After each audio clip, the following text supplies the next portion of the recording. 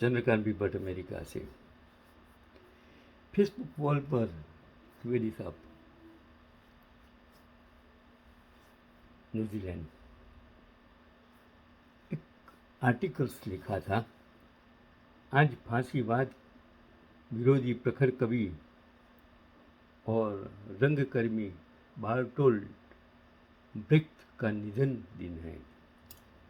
उसका स्वर्गवास हो जो जब वो लिखा था फेसबुक, उस दिन की बात करता हूँ।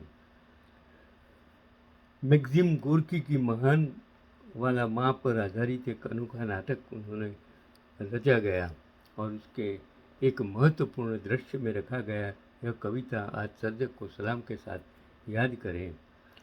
वे लोग और हम वे लोगों के पास कानून है, वे लोग और हम लोगों के पास कानून है, फरमान है, धाराएं हैं, मानक है, और उनके चापत कदमों ने कहा तो पूछो जय माँ, जय माँ। वे लोगों के पास जेलें हैं, जेलों के दशरथ हैं, विचक्षण वकील और बाहोश न्यायाधीश होते हैं, जिन्हें लेने तगड़ा तनख्वाह देकर लोग जिन्हें कहे वे कर दे तैयार। वे लोगों के पास छापे हैं, छाप खाने हैं, जो हमारे मुंह को बंद करने और काटने के लिए हमेशा तैयार हैं। उनके पत्रकारों की तो बात ही जाओ, लेकर पुलाव पर पुरस्कार। वे लोग जो लिखते हैं, वे लिखने के लिए तैयार। वे लोगों के पास अकादमियाँ हैं, विश्वविद्यालय हैं, कवि हैं, लेखक हैं।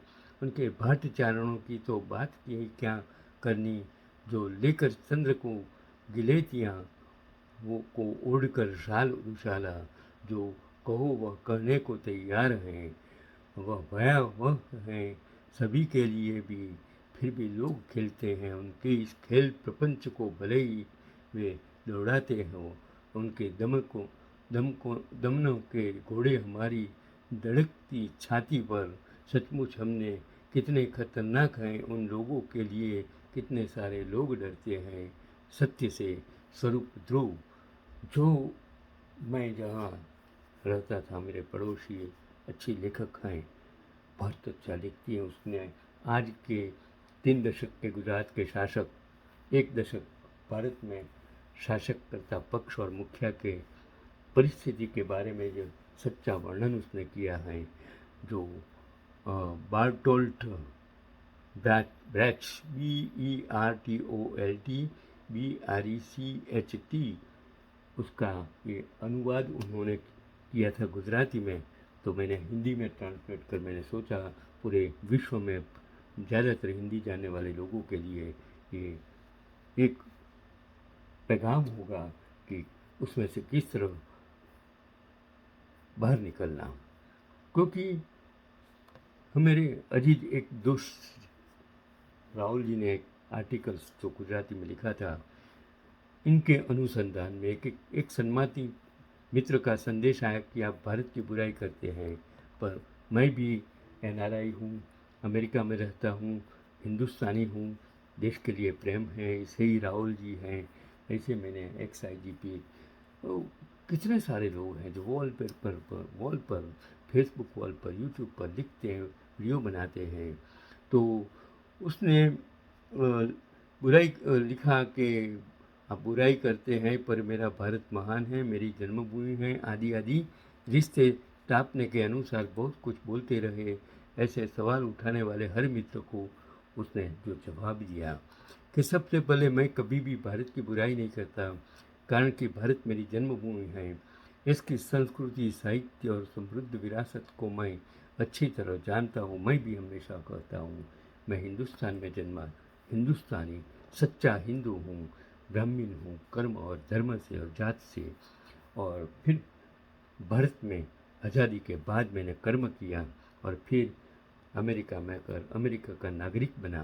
फिर भी मेरा दिल है हिंदुस्तानी, मेरे शरीर में, मेरे आत्मा में, मेरी लहू में हिंदुस्तान का लहू है, भारत का लहू है, और आज अमेरिका की भी लहू है। लेकिन लहू का मतलब उसमें न तो हिंदू है, न तो मुसलमान है, न तो कोई धर्म है, न तो कोई जात है, न तो कोई पात है। मैं सिर्फ बालार्क हूँ। आगे उसने कहा कि अगर आप जो आज के पक्ष के आईसीएल के झूठ फैलाने वाले और झूठी व्याख्याओं करने वाले लोगों के साथ बैठिए और उनकी बातें सुनिए तो दिमाग में उलझन हो जाती है। तो हम भारत को जानते हैं, हम इतिहास को जानते हैं, हम महात्मा गांधी को जानते हैं, जवाहरलाल नेहरू को जानते हैं, सुभाष चंद्र बोस को जानते हैं, सरदार पटेल को जानते हैं, भगत सिंह को जानते हैं, क्योंकि हम उस जमाने में के जेलर नहीं हैं लेकिन हिंदू हैं, हिंदुस्तानी हैं। यह कि जो आज विश्व गुरु कहते हैं वो विश्व गुरु भारत नहीं है, और जो पक्ष सत्ता में है वो भारत नहीं है। जो विश्व गुरु का भाजपा को बुरा कहे तो यह माना जाए कि भारत की बुराई है। 4200 करोड़ का रोड, 4200 करोड़ का रोड 42 दिनों में नहीं चले और टूट जाए तो हम उसे भारत की बुराई कैसे मान लें। राम मंदिर में 200 करोड़ से 1200 करोड़ की चोरी हो जाए और चोर चक्र को और चोरी करने वालों को सावधानीपूर्वक बुरा कहें, उससे भारत की बुराई कैसे आ जाए।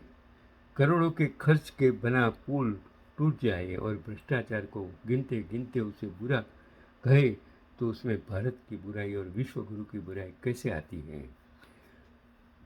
नीट के पेपर लीक हो, परीक्षा रद्द हो, 21 लड़के हताश होकर आत्महत्या कर दें, इन घटनाओं पर भी भारत की बुराई कैसे हो जाए। और अगर हम उन लोगों की निंदा करते हैं जिन्होंने परीक्षा के पेपर लीक किए और उस भ्रष्ट नाकाम सिस्टम की आलोचना करते हैं तो क्या उसका मतलब भारत की निंदा करना है। अगर हम आसाराम जैसे ढोंगी धर्मपुरी की निंदा करते हैं जिसने लड़कियों पर का रेप किया और जल गया तो क्या हम भारत की निंदा करने के बराबर हैं। अगर हम उन धार्मिक ढोंगियों की निंदा करते हैं जो हरिद्वार में 7000 मीट्रिक टन कचरा छोड़ जाते हैं, जो चेंजिंग रूम में कचरे के साथ पेशाब से भरी बोतलें फेंक देते हैं, तो क्या उसका मतलब भारत की निंदा करना है। मेरा भारत वाकई महान है, लेकिन जिसे आप भारत समझ रहे हैं क्या वह सच में महान है। अगर आप भ्रष्ट लोगों को जो ऐसी सड़कें बनाते हैं जो पहली बारिश में ही टूट जाती हैं और नए बने पुल ढह जाते हैं भारत समझते हैं, अगर आप आसाराम जैसे लोगों को जो युवा लड़कियों का रेप करते हैं भारत समझते हैं, अगर आप गंदगी फैलाने वाले कॉमेडियों को भारत समझते हैं, अगर आप गांधी को गोली मारने वाले गौर से समर्थकों को भारत समझते हैं, या अगर आप झूठ बोलने वाले मुखिया जो हर रोज़ सुबह शाम 2014 से सुबह से शाम तक जो झूठ बोलता है, झूठ पिरसता है, लोगों को मूर्ख बनाता है, काले धन आएगा, 14 लाख 15 लाख लोगों के जेब में आएगा, बेरोजगारी 2 करोड़ लोगों को बच्चों को रोजगारी मिल जाएगी, जो पेट्रोल डीजल और डॉलर का भाव 40 से 50 रुपया हो जाएगा। हर रोज नया नया झूठ बोलकर अगर आप विरोध पक्ष को एमपी एमएलए को करोड़ों में अगर आप खरीद लेंगे, जो लोगों ने ये मैंडेट दिया इस मैंडेट को अगर तोड़कर अगर सत्ता बना लेंगे, अगर ईवीएम खरीद लेंगे, अगर चुनाव कमिश्नर को खरीद लेंगे, अगर मीडिया को खरीद लेंगे, अगर जुडिशियल को खरीद लेंगे, अगर ईडी सीबीआई का दुरुपयोग करेंगे तो क्या हम उसे भारत समझते हैं। तो इसमें हमारी क्या गलती है। कल जब हमें से कोई भी आप में मुखिया हो, कोई भी पक्ष हो नहीं रहेगा तब भी भारत बना रहेगा। लिखने वाले हैं भूपेंद्र सिंह रावल, मैं उसको शत शत सलाम करता हूँ। बढ़िया इंटेलिजेंट आदमी है, पढ़ा लिखा आदमी है, उसके फादर उसका कुटुंब पुलिस डिपार्टमेंट से आया हुआ है और पढ़े लिखे इंसान है, बहुत कुछ लिखते हैं, देशभक्त है, देश प्रेमी है।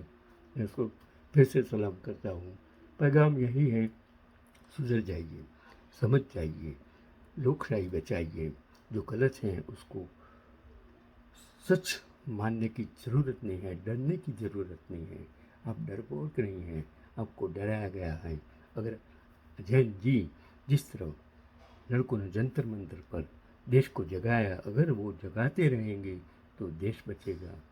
बाकी आज़ादी जिस तरह मिली है वो बचने की कोई गुंजाइश अब दिखाई नहीं देती है, अगर आप लोकशाही नहीं बचाएंगे, इलेक्शन कमिश्नर को पाठ नहीं पढ़ाएंगे, ईवीएम से जो सत्ता मिलती है उसको नहीं हटाएंगे, तो देश नहीं बचने वाला है। यही आज का